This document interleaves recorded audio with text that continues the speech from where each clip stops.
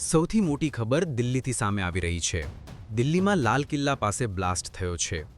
Lal Qila metro station પાસે કારમાં વિસ્ફોટ થયો છે।